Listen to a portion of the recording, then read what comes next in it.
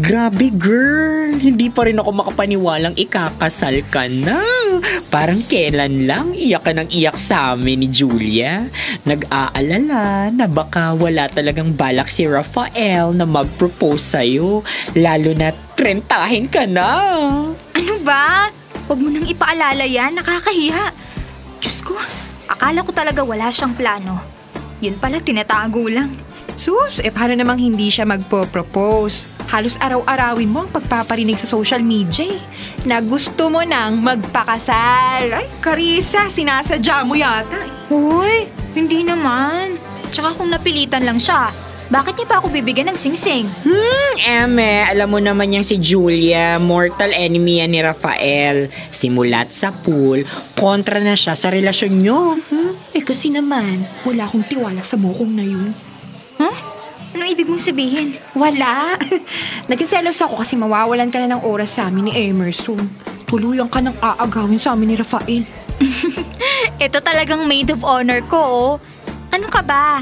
Hindi naman mangyayari yun. Siyempre, maglalaan pa rin ako ng oras para sa inyo. Hindi pwedeng mawala yung banding natin. Sabi mo yan ha. Ay, nga pala, Carissa girl, baka naman next time maisipan mong isama si Rafael sa bonding natin. Sabihin mo na rin isama niya yung mga kaibigan niya. Mas marami. Mas masaya. Ay, sus! Mga kaibigan ba talaga? Alam naman naming si Chris lang talaga ang gustong makita. May pabulgar. Mahilig kasi ako sa tinapay. Sa pagkakaalam ko, maraming pandesal si Chris sa katawan. Gusto ko lang makita ng malapitan at malagyan ng peanut butter. Ay nako, kayong dalawa. Tulungan niyo na lang akong pumili ng cake para sa kasal ko. At least, mabawasan ko na tong nasa checklist ko.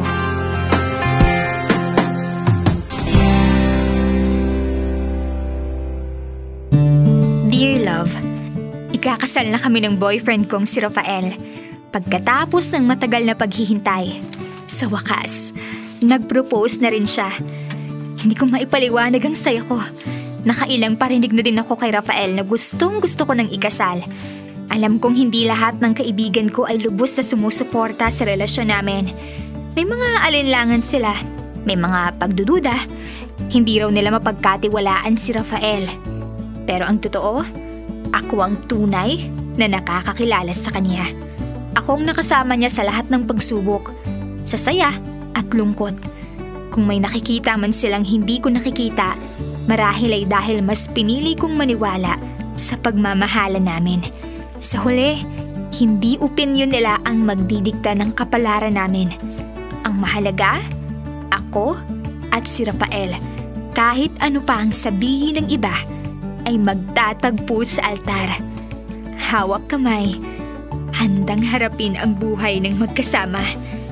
Mahal ko siya at para sa akin, yun lang ang mahalaga.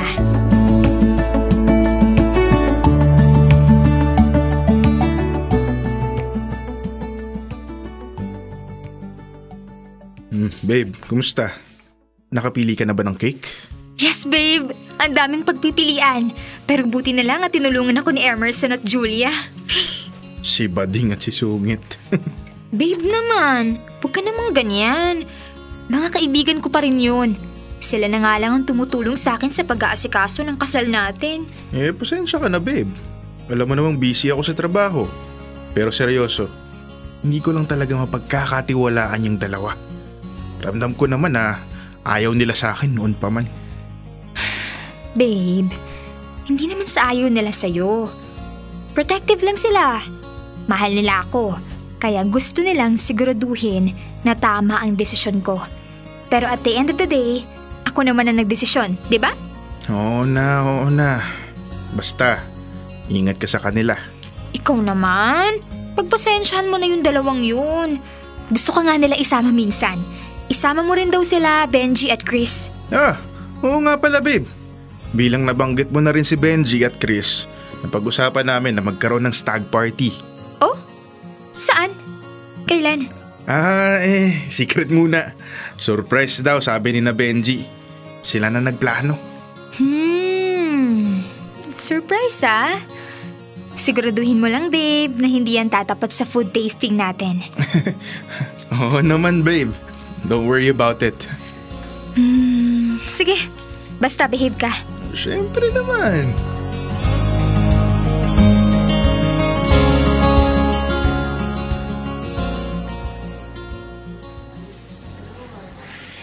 Ay, mag-stog party si na Rafael? Huy, baka pwede akong sumama sa kanila. Uy, akla, tumigil ka nga dyan. Alam mo, puro kakalandian. Oh, buti pumayag ka, Carissa. Lalo na't sina Benji ang kasama ni Rafael. Alam mo naman yung mga yun, parang hindi magandang impluwensya.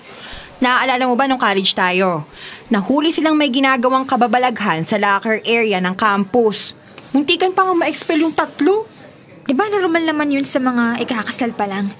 Tsaka nagbago na yung mga yun. College pa tayo nun, no? Siguro naman nag-mature na rin si Benji at Chris. Pero hindi normal yung mga kasama niya. Kayo naman. May tiwala naman ako sa fiancé ko. Magkakatuwaan lang silang magbabarkada. Tuda talaga ako dyan, Carissa, ha? Hindi naman requirement yan bago ikasal. Kampante ka talaga. Alam ko namang hindi magpapadala yung fiancé ko.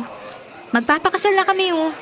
Committed na yun, Julia. Trula, Jen, baka naman gusto lang talagang magpakasaya bago magpatali. Huy, Carissa girl, sabihan mo si Rafael ha, kapag kailangan ng susundo kay Chris, kapag nalasing siya. Oh, one call away lang ako.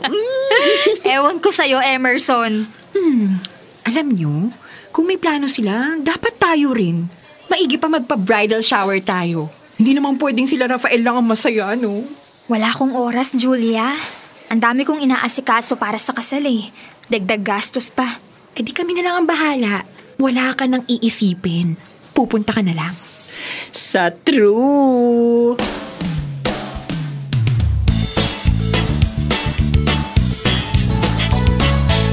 Grabe, parang may tama na ako. Wala pa ba yung mga chika, babe Benji? Inip na ako eh. Paparating na yun. Chill ka lang. Ay, hilong-hilo na ako. Pwede bang umuwi na tayo? Uy, anong uuwi? Magsisimula pa lang ang tunay na kasiyahan. Di ba, Benji? Cheers! Eto na! Ang pinakahihintay na sorpresa! Nasa na ang groom-to-be? Ayun yung mukhang na matutulog na sa sopa. Parang antok na si Rafael ah. Kung anong napag-usapan natin ha. Halik-halikan mo lang naman si Rafael. Pero kung gusto mong itodo, dalhin mo na sa kwarto. Basta dagdag bayad yan. Oo, ako nang bahala sa'yo. Basta paligayahin mo lang tong tropa namin.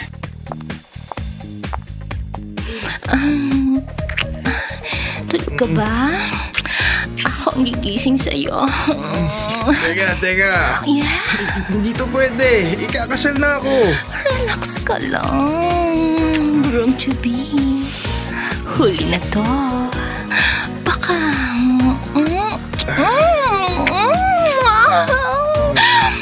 pagsisihan mo. Basta, walang makakaalam nito ha. Pre, dali. Videohan mo. Sige. Go, Rafael! Tingnan mo. Bakit parang namutla ka? Na-upload ko yata yung video. Ano? Paano?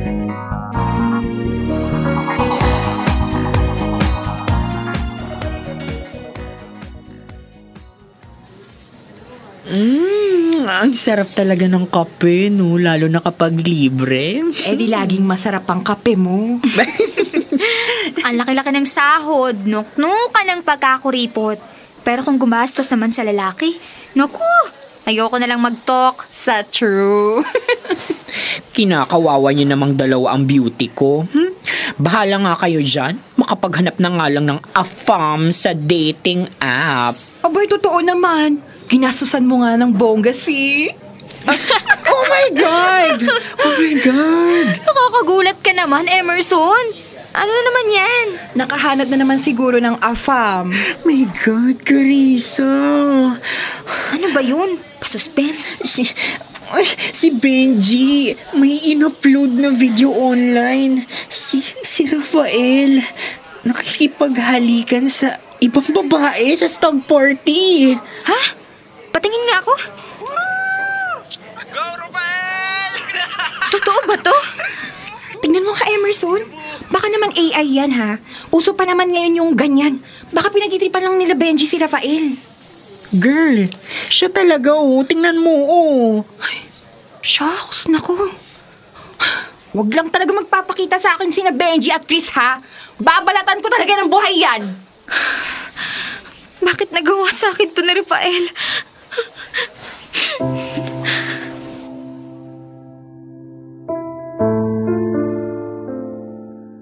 Dear love, hindi ko maipaliwanag ang nararamdaman ko nung nakita ko ang video ni Rafael. Parang huminto ang mundo ko. Hindi ako makagalaw. Hindi ko alam kung maiiyak ako o masusuka sa sakit at galit na sabay kong nararamdaman. Nagtatalo ang puso at isip ko. Sa loob ng maraming taon, inakala kong kilala ko na siya. Inakala kong ako lang ang gusto niya. Nasapat na ako. Pero sa isang iglap, binura niya lahat ng tiwala ko. Isang halik lang daw. Kalokohan. Hindi lang yun halik. Yun ay isang pagpili. Pinili niyang baliwalain ako. Pinili niyang sirain ang relasyon namin. Pinili niyang lokohin ako.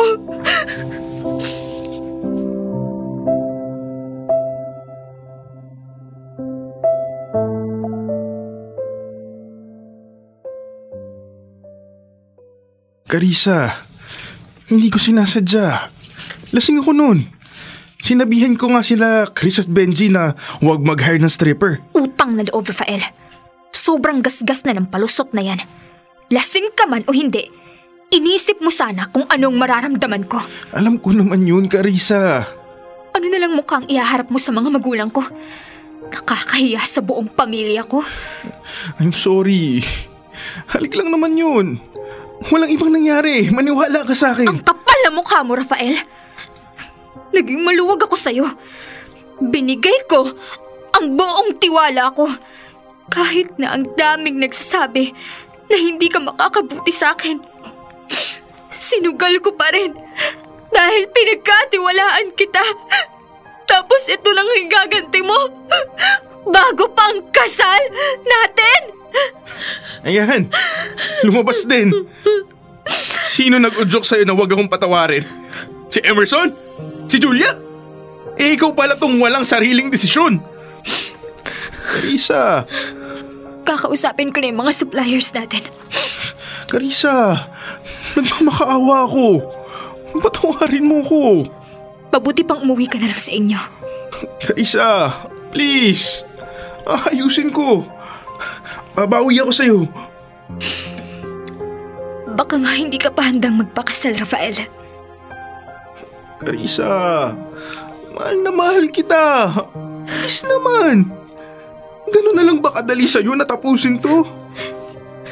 Hindi to madali para sa akin, Rafael.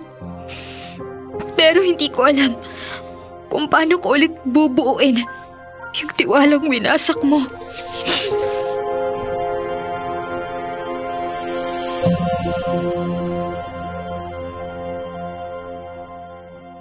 Dear love, akala ko pa naman pagiging misis na ako ngayong taon. Yung pinaka-aasam-asam kong kasalan, naging isang kasalanan. Sobrang sakit. Totoong hindi biro ang pag-aasawa. Sabi nga nila, hindi lang tutungkol sa pagmamahal, kundi sa respeto, tiwala, at katatagan ng loob sa harap ng pagsubok at tukso. Akala ko handa na ako. At pinaniwala niya akong handa na siya kahit ang totoo hindi pa. Malapit na mawala sa kalendaryong edad ko. Pero mas mabuti pang maghintay ng tamang panahon kaysa magmadali at mapunta sa taong mali.